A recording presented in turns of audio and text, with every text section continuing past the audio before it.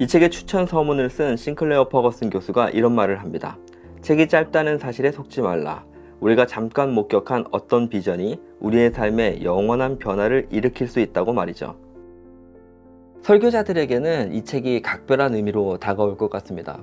책을 읽기 전에 표지에 적혀 있는 우리는 왜 설교하는가 라는 질문을 보고 사실 마음속으로 몇 가지 답들을 생각했었습니다. 그런데 책을 읽고 전혀 예상치 못하였던 답을 만날 수 있었습니다. 하나님이 설교자이시기 때문이다. 저는 이 메시지를 잘 기억하고 오랫도록 마음에 새겨둘 것 같습니다.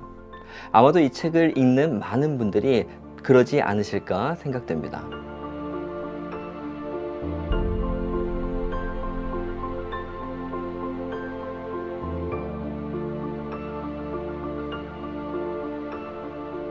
안녕하세요. 크리스천 독서 모임 북서번트를 운영하고 있는 이정우 목사입니다.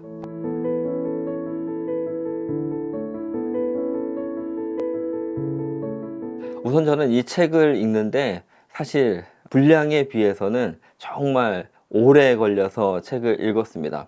그래서 싱클레어 퍼거슨 교수가 책이 짧다는데 속지 말라라고 하는 이 표현이 책은 짧지만 사실 읽는 데는 오래 걸릴 거라고 얘기하는 것만 같았습니다. 그만큼 책의 내용 가운데 버릴 내용이 없고 참 책이 지나칠 수 없는 문장들로 가득하다는 것을 책을 읽으면서 생각할 수 있었는데요.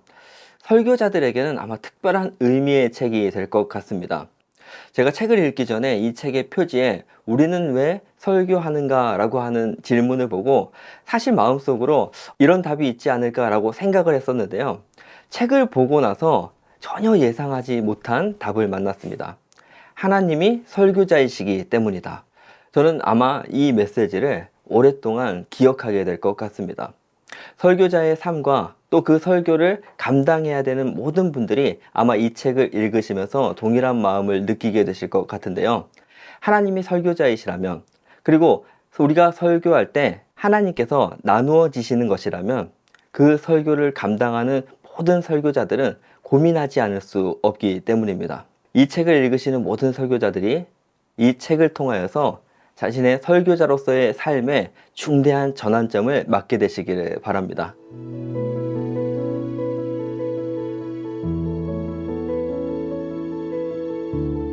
21페이지에서 마이클 리브스는 이렇게 설명합니다. 나는 하나님의 존재 자체와 그분의 말씀의 영광과 복음의 능력에서 자양분을 얻은 설교의 비전을 제시하고 싶다.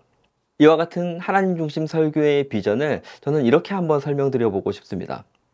우리가 설교를 할 때 그 설교의 시작과 과정과 끝에 하나님이 계시는 설교다.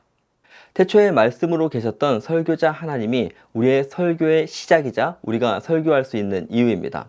또 우리가 설교하는 과정 가운데서 하나님께서 말씀이 되시고 선포되어지시고 나누어지십니다. 그렇게 하나님이 그 시간 가운데 나누어지시기 때문에 하나님이 영광으로 선포되어집니다.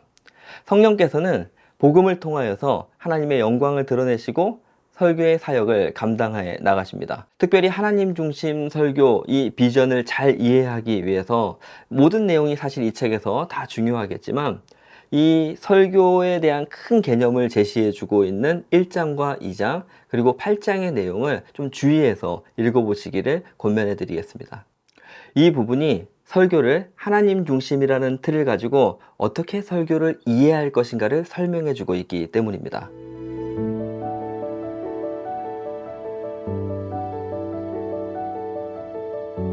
설교 때문에 곤란한 순간이라면 소위 말하는 설교를 망했을 때, 설교를 망쳤다 싶은 그런 순간이었던 것 같습니다. 그런데 사실 제가 설교를 좀 오래 하다 보니까 그런 순간에 대처하는 힘은 생기게 된 것 같아요. 그런데 도리어 곤란하다기보다는 부끄러운 순간들이 있었습니다. 어떤 때냐면 설교를 열심히 하고 그렇게 전한 말씀이 아무런 영향력이 없는 것 같은, 들리지 않는 것 같고 그 설교의 내용이 아무런 변화를 일으키지 않는 것 같은데 부끄러운 마음이 들더라고요. 사실 실제로 있었던 일인데요. 제가 어느 날 사랑에 대해서 또 공동체에 대해서 한참 이렇게 설교를 했습니다. 정말 분위기도 좋았고 서로 축복하면서 사랑하자고 서로 축복하며 찬양하며 그렇게 설교를 마치고 또 예배를 마치게 된 그런 날이었습니다. 근데 예배 끝에 어떤 조명에 문제가 있었는지 무언가 잘못된 부분이 있었던 것 같아요. 한 성도님께서 갑자기 예배가 끝났는데 막 화를 내시면서 막 성질을 내시는 거죠. 조금 전에 서로 사랑하겠다고 축복하겠다고 설교하고 찬양한 바로 다음이었는데 말이죠. 그 장면을 보면서 사실 마음에 어떤 화가 났다기보다는 부끄러운 감정이 들었습니다. 아마도 이건 그 설교의 영향력으로 인하여서 하나님께서 변화를 이끌어 주시는가에 대한 궁극적인 물음이고 고민이었던 것 같습니다. 이 책에서 그러한 고민에 대한 답을 얻을 수 있었습니다. 마이클 리브스는 3장에서 내가 빛이 되어 비추려는 부담을 내려놓고 4장에서 그리스도를 생생하게 전하라고 권면하고 있습니다. 또 5장의 빛과 열에 대한 설명도 굉장히 인상적으로 읽어볼 수 있었습니다. 지성적 이해를 의미하는 빛과 감성적 정서를 의미하는 열에 대한 내용인데요. 저자는 빛과 열이 균형을 이루듯이 그렇게 우리가 설교할 수만 있다면 하나님을 아는 지식이 하나님을 사랑하는 것으로 이어지고 그러면 청중은 하나님을 경배하게 된다라고 설명하고 있습니다. 87페이지의 문장이 오늘 저의 고민을 해결해 주는 그런 문장이었습니다. 그리스도인을 가장 실제적으로 변화시키는 힘은 철저히 마음에서 우러나오는 예배에서 나온다.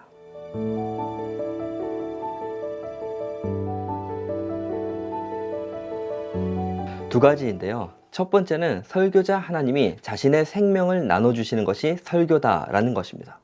하나님이 먼저 설교하셨기에 우리는 설교할 수 있습니다.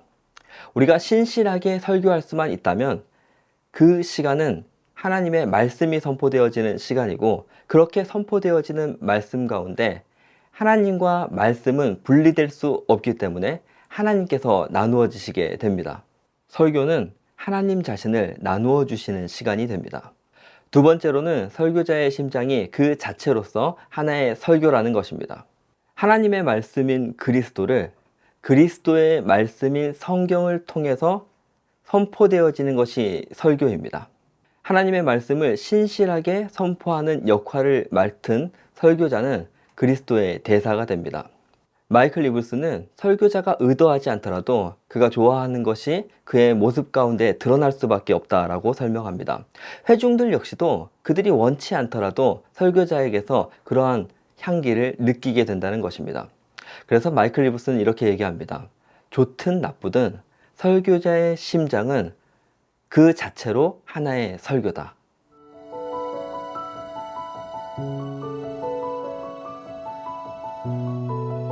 독서 모임을 하다 보니 어떤 책은 책의 내용을 잘 이해해야 하는 책이 있고 또 어떤 책은 그 내용을 가지고 적용하면서 나눔에 집중해야 하는 책들이 있었습니다.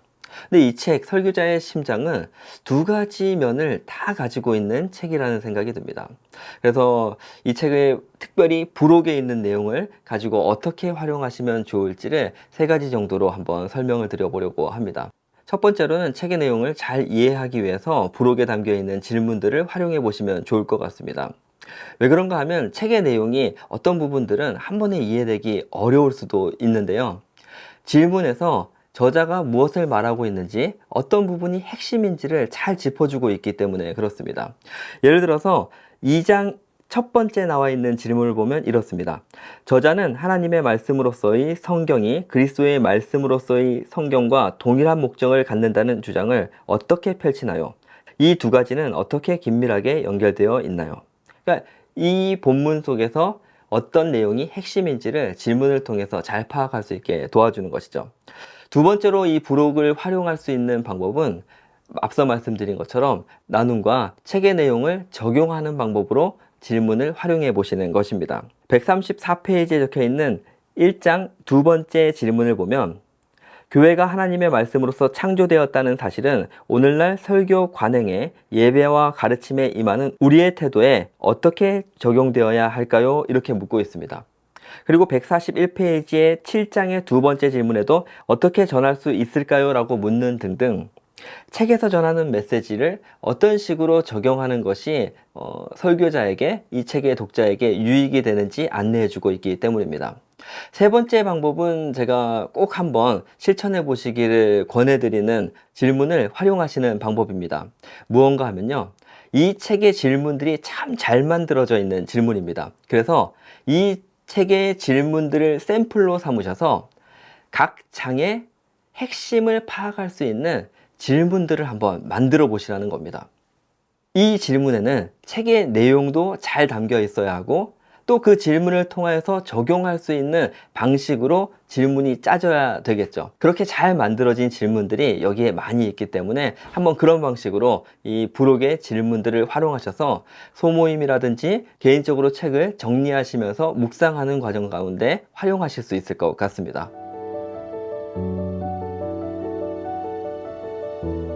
마이클 리브스는 하나님 중심 설교의 비전을 제시하며 설교가 무엇인지, 왜 설교해야 하는지, 설교하는 과정 가운데 어떤 일이 일어나는지 우리에게 안내하고 있습니다.